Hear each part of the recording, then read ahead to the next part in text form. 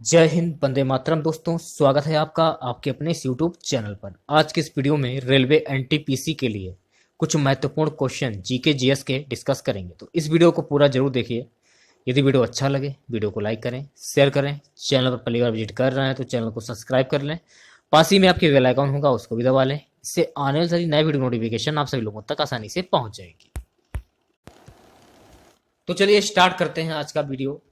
Question हमारा रहेगा आज का पहला, भारतीय संविधान में कुल कितने भाग हैं? काफी इंपॉर्टेंट क्वेश्चन है। 22। भारतीय संविधान में 395 अनुच्छेद तथा 12 अनुसूचियां हैं और यह सभी 22 भागों में विभाजित हैं। अगला क्वेश्चन देखिए, मत वोट देने का अधिकार भारतीय संविधान के किस अनुच्छेद में आता है? अनुच्छेद 326। भारतीय संविधान का अनुच्छेद 326 भारतीय नागरिकों को मताधिकार प्रदान करता है। मत देने की न्यूनतम आयु जो होती है वो है 18 वर्ष। तीसरा क्वेश्चन देखिए, पूर्व पश्चिम गलियारे में पूर्वोत्तम भाग है सिलचर। पूर्व पश्चिम गलियारा सिलचर से पोरबंदर तक है। इसकी लंबाई लगभग 3300 किलोमीटर है। अगले क्वेश्चन की बात कर लेते हैं, हमनटोटा बंदरगाह किस देश में स्थित है? श्रीलंका। हमनटोटा बंदरगाह श्रीलंका में स्थित है। इस बंदरगाह का नाम श्रीलंका के पूर्व राष्ट्रपति मंगमपुरा महिंद्रा राजपक्षे के नाम पर रखा गया है। अगला क्वेश्चन, डेट्रॉयट नामक नगर किसके लिए प्रसिद्ध है? ऑटोमोबाइल्स उद्योग। डेट्रॉयट नगर ऑटोमोबाइल्स उद्योग के लिए प्रसिद्ध है। यह अमेरिका के मिशिगन प्रांत में डेट्रॉयट नदी के किनारे पर स्थित है। अगला क्वेश्चन देखिए, जनसांख्यिकी लाभांश होता है।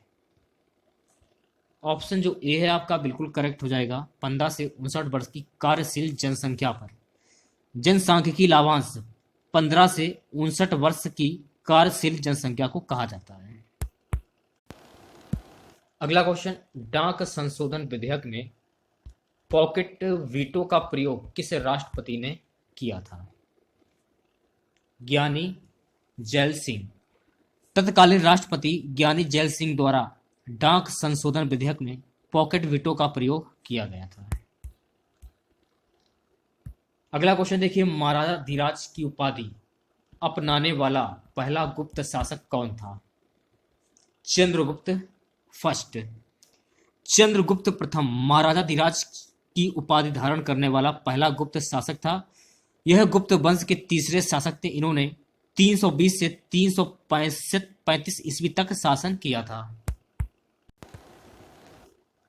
अगला क्वेश्चन देखिए, भारतीय संविधान की अनुसूची 6 में किन किन राज्यों को शामिल किया गया है? असम, त्रिपुरा, मेघालय, मिजोरम। भारतीय संविधान की अनुसूची 6 में असम, त्रिपुरा, मेघालय व मिजोरम को शामिल किया गया है। यह अनुसूची इन राज्यों में अनुसूचित क्षेत्रों और जनजातियों के प्रशासन एवं नियंत्रण से संबंधित है। चलिए बात करते हैं अगले क्वेश्चन की। नील दर्पण नामक पुस्तक किसने लिखी है? दीनबंधु मित्र ने। नील दर्पण पुस्तक दीनबंधु मित्र द्वारा लिखी गई है। इसमें इन्होंने नील आंदोलन का उल्लेख किया है। यह 1860 ईस्वी में प्रकाशित हुई थी। चलिए बात करते हैं नेक्स्ट क्वेश्चन की। निकोली कोंटी नामक इतालवी यात्री किसके शासनकाल में भारत आया था? देवराय द्वितीय। विजयनगर साम्राज्य के शासक देवराज द्वितीय 1424 से 1446 ईस्वी के शासन काल में इटली का यात्री निकोली कोंटी भारत आया था। इन्हीं के शासन काल में फारसी इतिहासकार अब्दुल रजाक ने भी भारत का दौरा किया था। अवध के ब्रिटिश साम्राज्य में मिलन के समय अवध के नवाब कौन थे? वाजिद अली शाह। ये वाला जो ऑप्शन है आपका बिल्कुल करेक्ट हो जाएगा। अवध के नवाब वाजिद अली शाह के शासनकाल में अवध का ब्रिटिश साम्राज्य में विलय किया गया।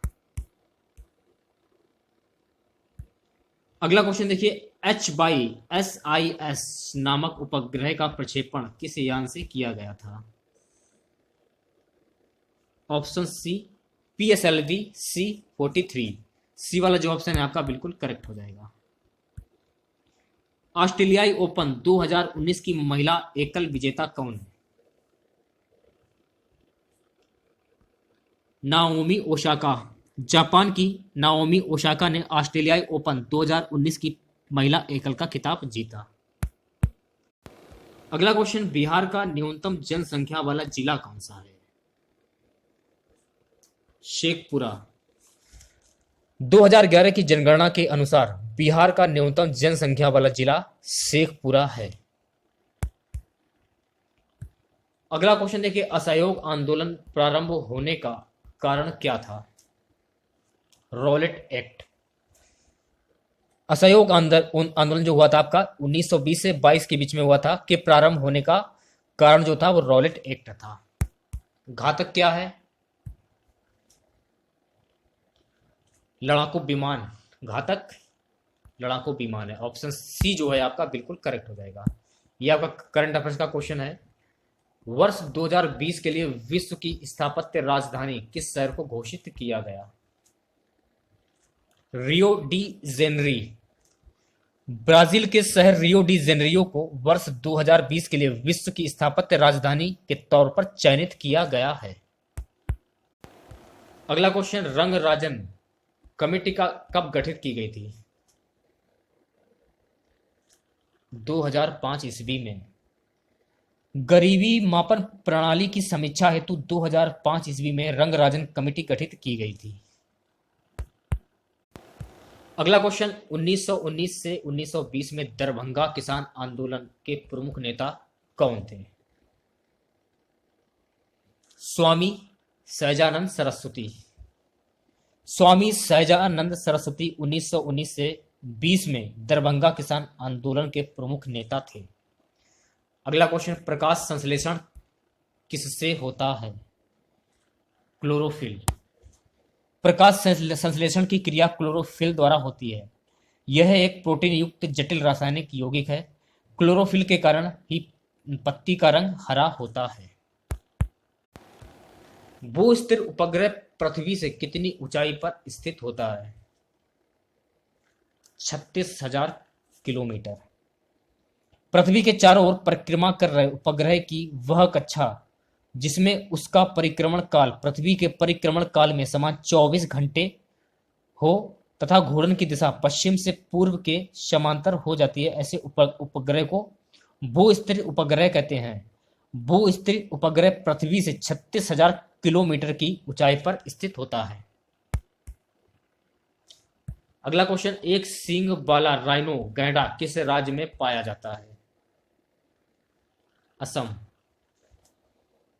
असम के काजीरंगा राष्ट्रीय उद्यान में एक सींग वाला गैंडा पाया जाता है।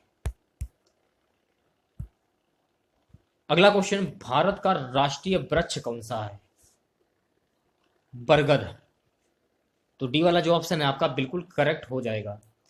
अगला क्वेश्चन, पृथ्वी दिवस कब मनाया जाता है? देखिए पृथ्वी दिवस से आपके देखिए हर शिफ्ट में 2 से 3 क्वेश्चन पूछे जा रहे हैं, तो दिवस से रिलेटेड क्वेश्चन जरूर देख कर जाएं आप लोग, यदि आपका एग्जाम आज है या फिर कल की डेट में है। 22 अप्रैल, पृथ्वी दिवस 22 अप्रैल को मनाया जाता है। निम्न में से ग्लोबल वार्मिंग किस गैस से होती है? CO2।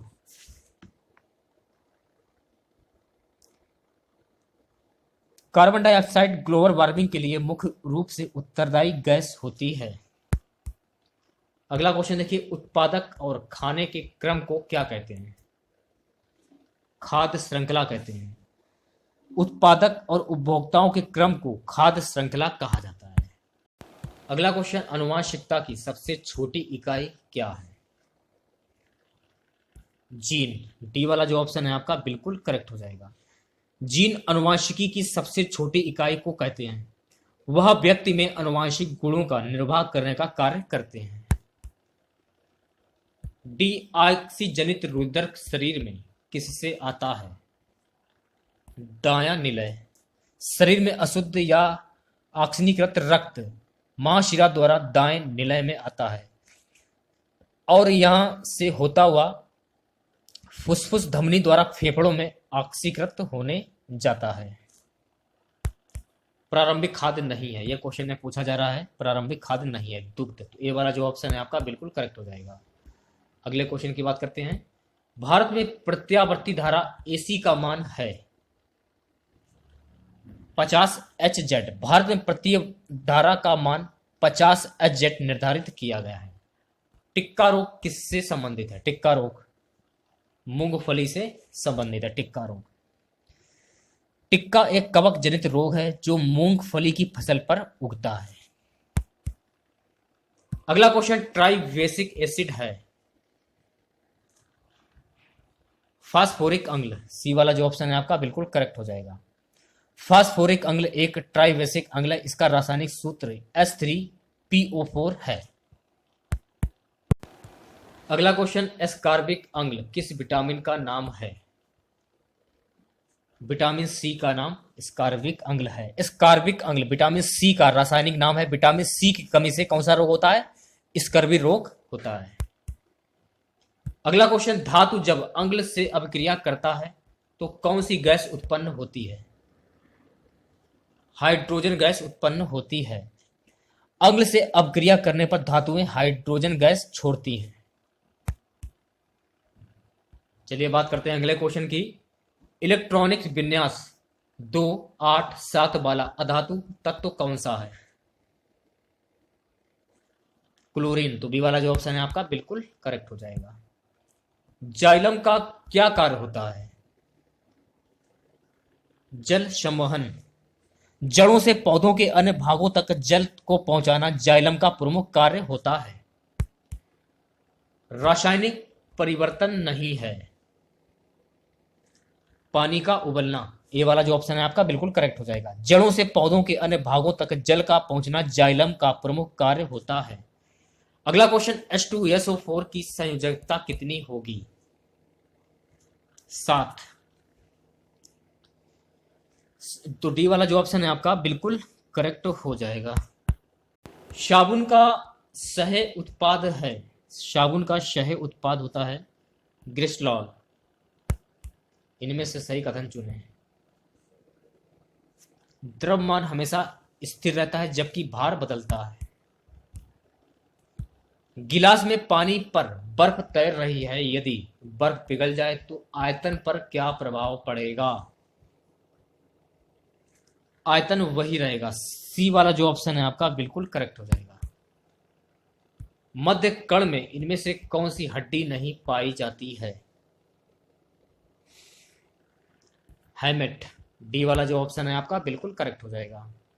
अगला क्वेश्चन देखिए, पृथ्वी पर किसी वस्तु का पलायन वेग चंद्रमा पर उस वस्तु के पलायन वेग से होगा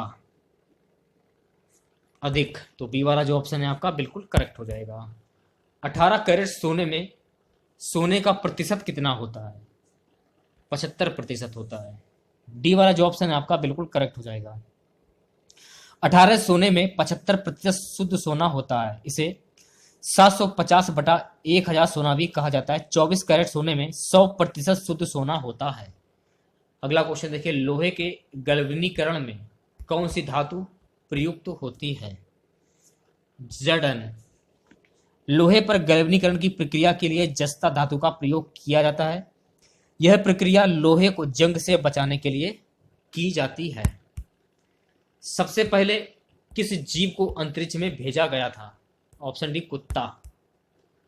अगला क्वेश्चन, ध्वनि तरंगे नहीं चल सकती हैं निर्वात में, तो सी वाला जो ऑप्शन है आपका बिल्कुल करेक्ट हो जाएगा। किताब में हमेशा रहता है पृष्ठ, तो बी वाला जो ऑप्शन है आपका बिल्कुल करेक्ट हो जाएगा।